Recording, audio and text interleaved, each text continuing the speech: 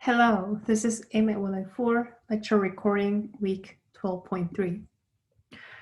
So last time we went over a few examples on chapter 16.4, which is expectation or expected value, or a lot of times people would call it weighted average depending on context. And today we're going to go over chapter 16.5, and that is measuring risk.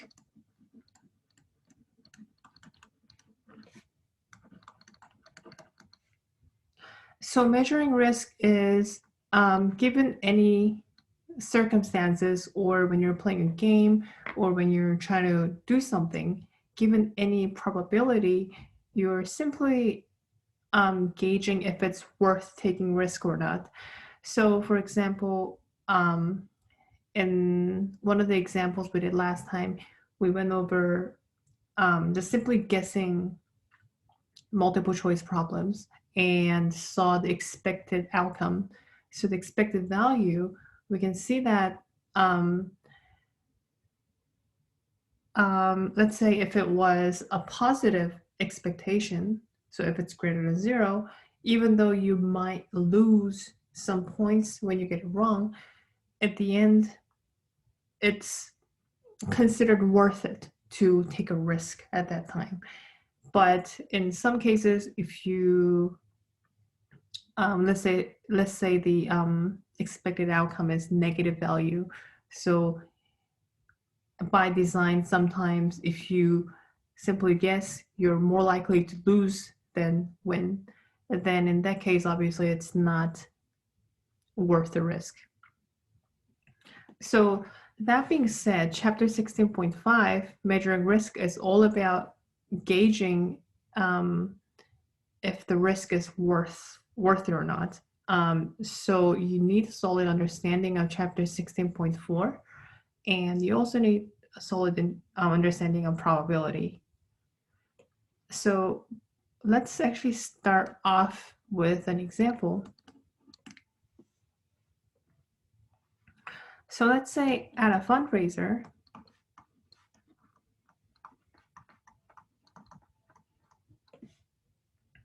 the raffle tickets are going for $2.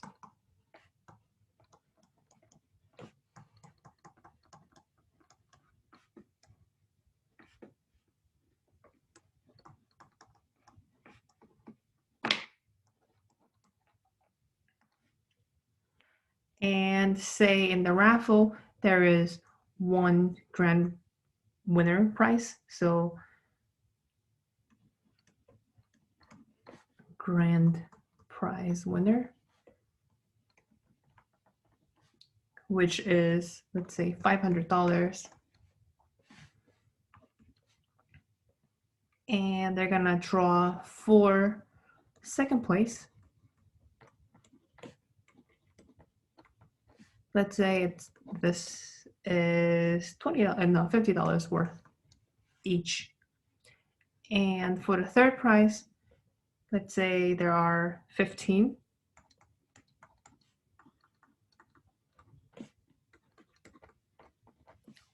Which is $20 each. And rest of them are just no price at all. So this is quite standard raffle. And let's actually calculate if it's worth it or not to actually buy the raffle ticket in this case. So obviously the probability all depends on how many people actually buy the ticket. How many raffle tickets are being sold heavily impacts the probability of you winning. So in this case, let's suppose that there are 2,000 tickets were sold. So let's say suppose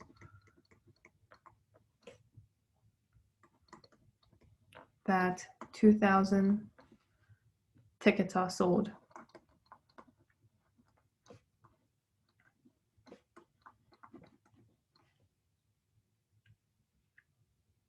And we're also assuming here that one raffle ticket can only win one of the prizes.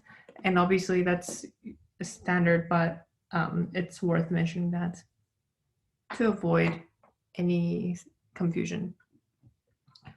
So as usual, let's draw the table. So for all the expectations, we draw a lot of tables. So we're gonna do that again. So let's say the first place, second place, third place, and say no prize. And the payoff here is $500. And the payoff for the second place is $50. And the third place is $20. And obviously no prizes, 0. Now let's talk about the probability.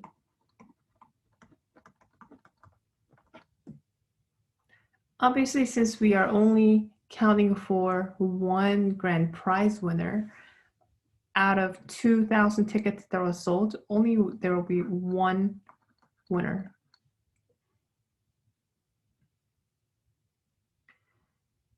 For the second place, we are choosing 4 people out of 2,000. And for the third place, we have 15 people that we're choosing. And for the rest of them, we can simply deduct however many we chose here, because the probability has to add up to 1, and that is simply 1980 divided by 2,000. That's because we have 1 plus 4 plus 15, which is 20, that 20 people that will win anything here.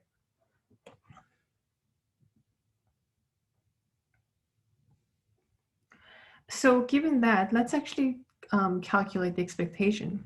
So we know that the ticket is $2 raffle ticket.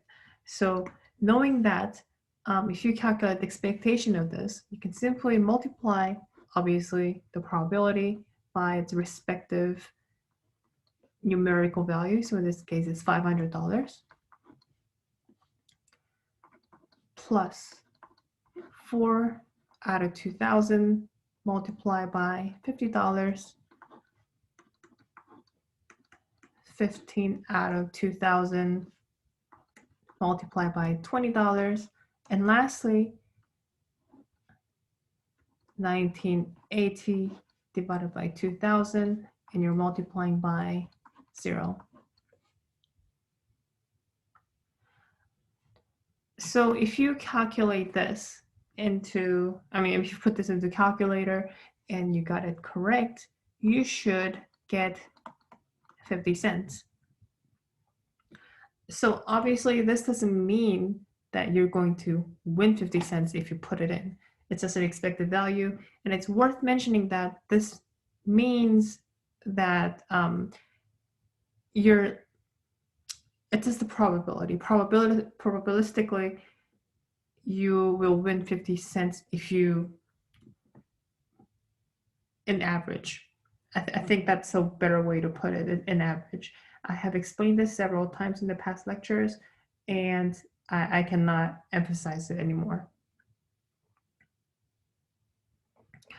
So the 50 cents is expected payoff. In other words, you're likely to win 50 cents by probability. But we know that a raffle ticket was $2. So if we subtract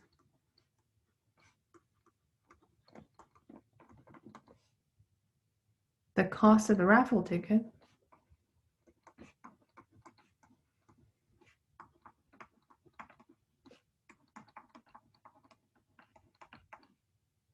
in this case, the $2, we simply have 50 cents taken away $2, and that means you have -$1.50.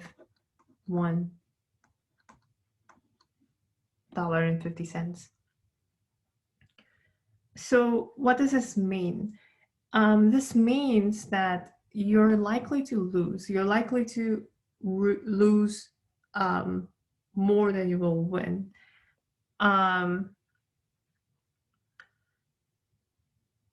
So this, in other words, means for every $2 raffle ticket that you purchase, you're likely to lose, or you're expected to lose, $1.50. So this means that if we purchased 100, just so you can increase your chances, you're expected to lose about $150. Obviously, if you're lucky, by probability, you might also win the $500 grand prize, but just going by probability and by mathematically, this is not considered worth it because you're likely to lose more than you will win. So in this case, you can say your net loss is $1.50.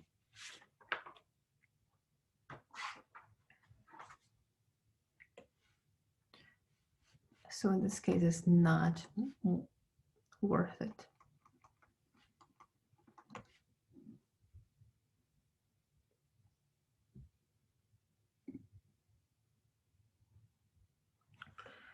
Let's do another example.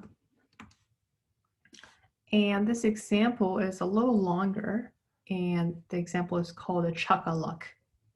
So Chuck-a-Luck is an old game, and it's played in carnivals a lot of times. And I'm gonna briefly explain how the game works. So you're gonna roll 3 dice. So roll a set of 3 dice. And you're gonna pick a number. And you're gonna pick a number.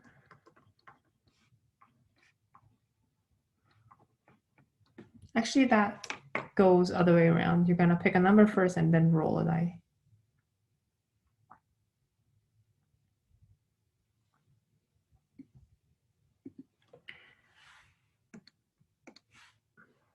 So you're gonna pick a number,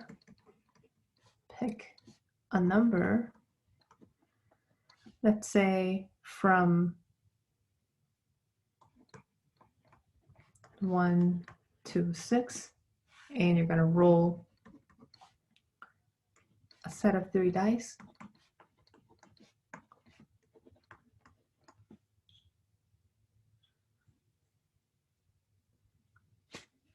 And let's say, without loss of generality, in this case, let's say, suppose you picked 4. And it could have been any number, but the probability is the same out of 6. So I'm just gonna say in this case, you just picked 4. And you're gonna place a bet. So you place a bet.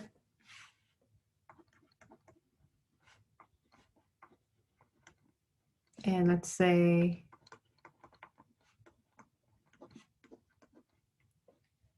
you placed $1.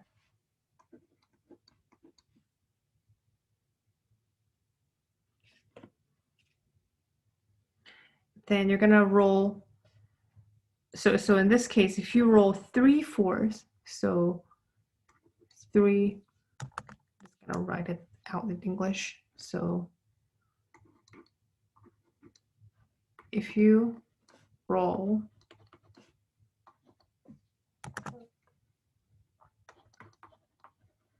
3 4s, or 3, any other number that you place bet on, you win $3.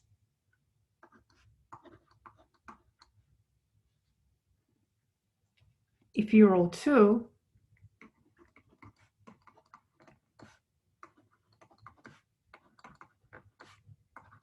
fours, you're going to win $2.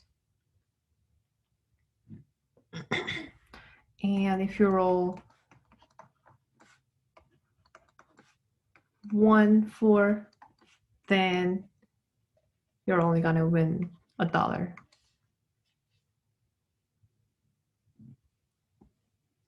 And in addition, let's say if you roll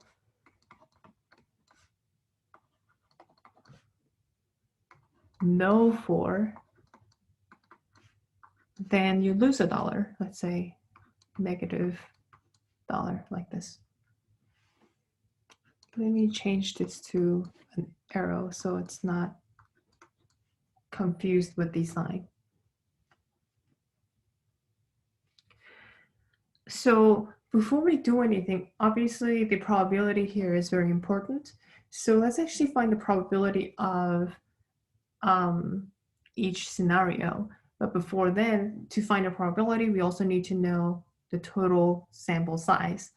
And in order to do that, we know that for if you roll 3 dice,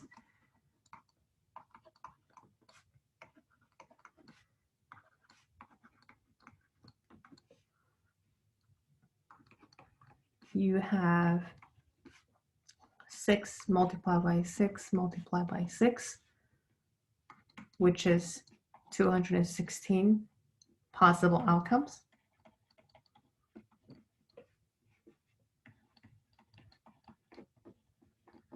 And I'm sure by now you should all understand this. Then let's actually draw the probability table. So event. So in this case, it's going to be really hard to keep track of everything. So I'm going to break this down into a lot of different ways. So let's say for the event, I'm going to write it in tuples, ordered tuples, meaning that I'm going to divide each number by comma. So 4, 4, 4. This means that you got 4 in the first row, 4 in the second row, and there's 4 in the third row as well. So you have 3 4s. And let's say for the next one, I'm also going to write 4, 4, and let me just write x here. So here x means any other number but 4. So it's possible that you can roll 4 in the first two, but not in the last one. And obviously you can do 4x4, and I hope you understand what I'm trying to write. And you can also do x4, 4.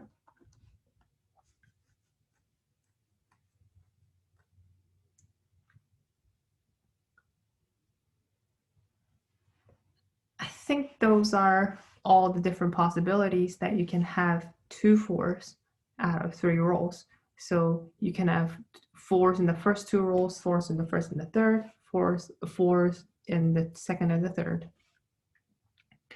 Now let's move on to rolling for one time, and that'll be, let's say, 4xx. And let me move on sideways this time. We have x4x.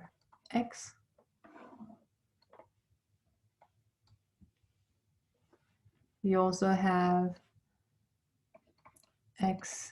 x4, and I think that's all the different possibilities when you can have 1 4 out of 3 rolls. So you can have 4 in the first place, second place, or the third place. And lastly, we're going to have no 4 at all. And we're going to see the probability.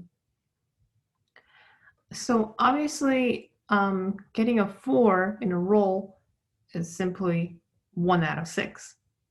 So the size, in other words, how many ways you can get it, is you can only get this combination 1. Does that make sense? So there's only one possibility that you can get all 3 4s when you roll 3 dice. So what about in this case? So this actually is not hard because we can simply fix the force because there's only one way to get a 4 for each die. So there's only one outcome for the first die to be 4, one outcome for the second die to be 4, and for the third, you can either have 1, 2, 3, 5, and 6. So that's 5. So if you multiply 1 by 1 by 5, it's simply 5. Now simply we're counting again. This is something that we did in the very first lecture of chapter 16.1, I think. If you have trouble understanding, you can always go back there. Same thing as here. So you can only have one possibility of getting 4. And for the second place, you can either have 1, 2, 3, 5, and 6. So that's 5 different possibilities. And lastly, for the last one, you only have one possibility. So you can do 1 multiplied by 5 multiplied by 1, which is 5.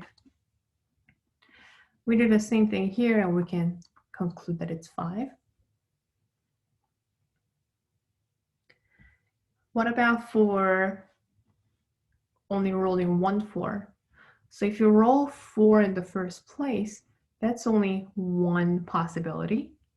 And we know here x, we can have 5 different numbers. We can have 1, 2, 3, 5, and 6. So that's 5. And same thing as the third one. So you have 1 multiplied by 5 multiplied by 5. So it's 25. And same thing as here, you have 5 by 1 by 5, which is 25. And lastly, for this is also 25. For this case where you have no 4 at all, you can only have 1, 2, 3, 5, and 6 for each places. So you have 5 possibilities for the first place, second place, and the third place. So you simply multiply 5 3 times to each other, and you get 125. That's 5 multiplied by 5 multiplied by 5. Now let's talk about the probability. So let me just redact it to PR. Here we have established that the total possible outcomes is 126. So out of 126, the sample size, the size of the event in this case is 1. So it's going to be 1 out of 216. And in this case, it's 5 out of 216, 5 out of 216, 5 out of 216. This obviously is 25 out of 216.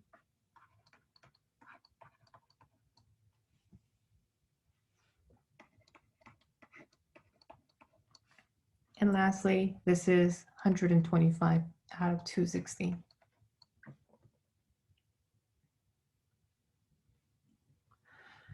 So now that we have established the probability for each outcome, let's actually summarize into something that's a little more concise. So I'm going to create a new table. So in this case, roll, instead of specifically going over which place has 4s, we're going to now say we have 3 4s. This is because we're only really interested in how many 4s you rolled. We're not really interested in where the 4s are, because that's the whole game. So we also have 2 4s, 1 4, and no 4s.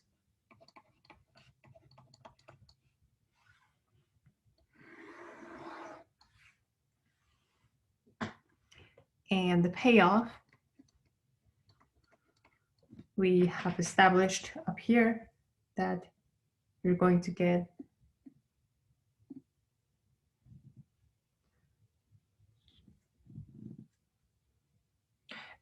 so I think I have messed up a little bit.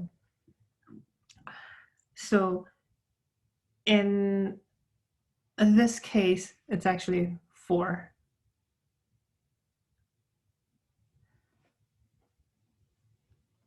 Okay, I did not mess up anything. Okay, sorry about that. So the reason why is that, so you bet $1 and you win $3 back. it means that at the end you'll have $4. So this is from your bet. What you'll get back is $4,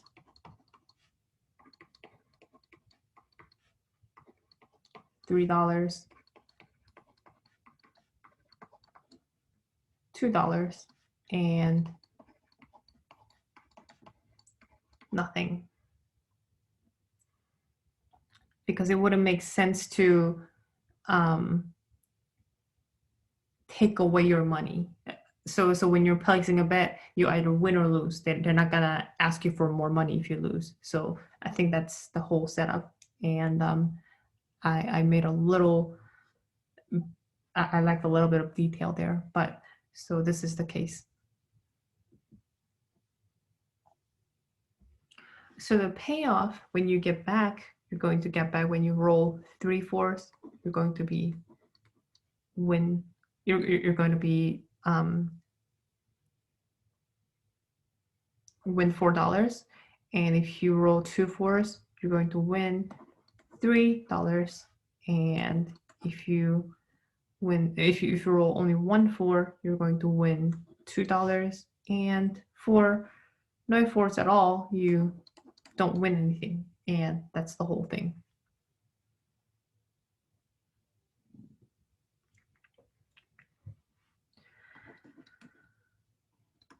So the probability here to roll 3/4, we only have one thing here. So it's simply 1 out of 216, and we can all agree with that. In case of rolling 2/4, we have 3 different ways to roll 2/4. So you simply add all 3 up and write down 15 over 216.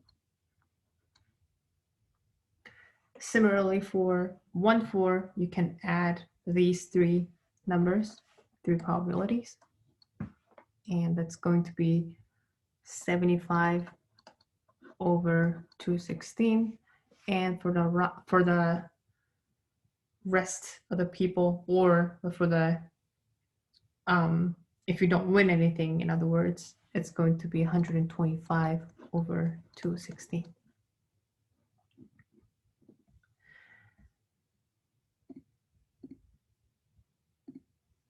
So now that we have established this table, we can now simply calculate the expected value, so expected payoff. So the expected value of $1 bet on this game, the Chuck of Luck, would be simply found by multiplying the probability by its respective numerical value outcome. So in this case, $4. And you add it with the 15 over 216 multiplied by $3. And you'll do 75 over 216 multiplied by $2. And lastly, you multiply 125 over 216 multiplied by 0.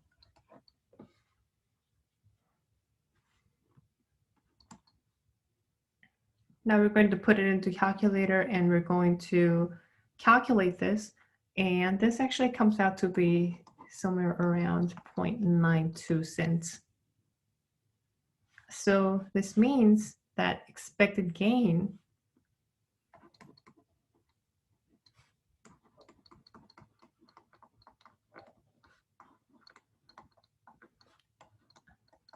out of, let's say, $1 bet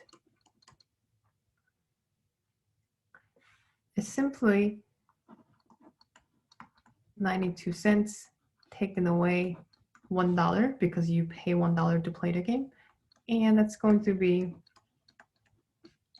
8 cents. Sorry, negative 8 cents.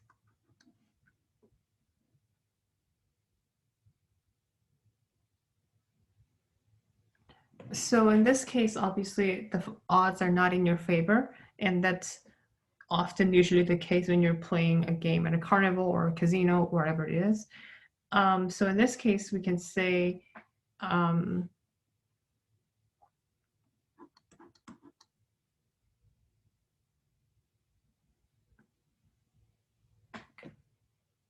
yeah, the odds are not in your favor, and depending on how much the 8 cents is worth to you, we would say mathematically it is not worth the risk.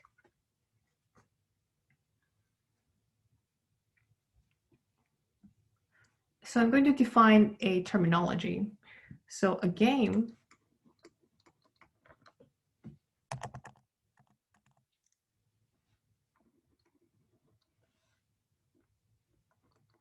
is considered a fair game. This is the one we're defining. Or often people will call it an even game. It's the same thing. When no player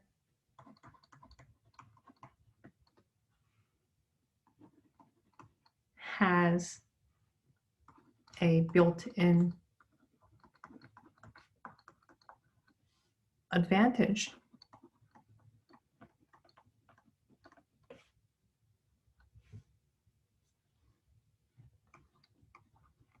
over another player in the game.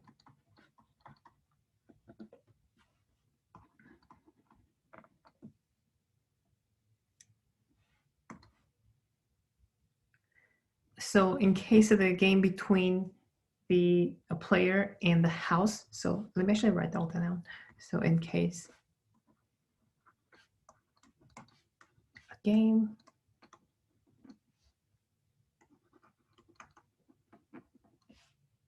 between a player and a house, or the host. In this case, the previous example was playing a game against the house. A fair game is when the expected gain is 0.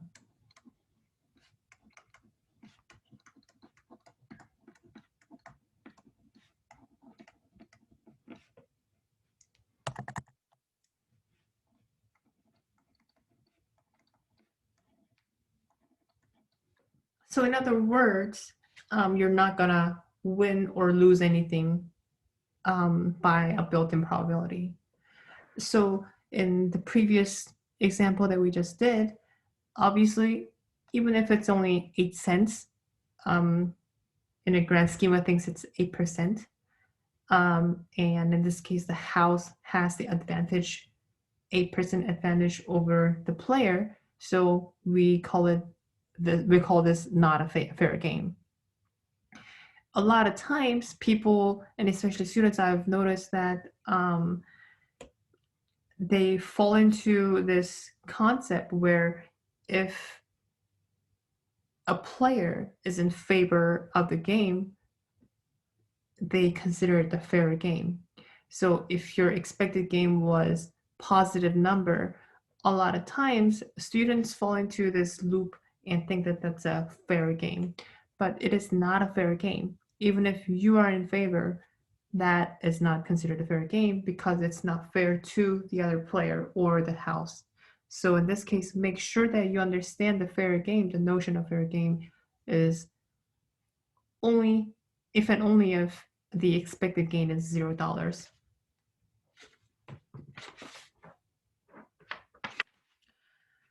So I think that's really all there is for this class. I was going to go over one last thing, but the calculation in itself is really not worth it. I was going to do the Powerball lottery and show you the expected gains and expected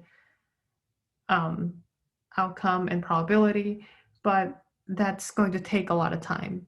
And if you are interested in, there are problems, examples in the book that they go over the Powerball, but it's essentially using the same thing, but the calculation, because the numbers are really big, the calculation takes a lot of time. So I think that's all for today. So if you have any questions or comments, please contact me through email. Next class, I'll probably bring up more examples in this chapter and see and just go over different problems. So thank you for joining the class, and I hope you have a great rest of the day.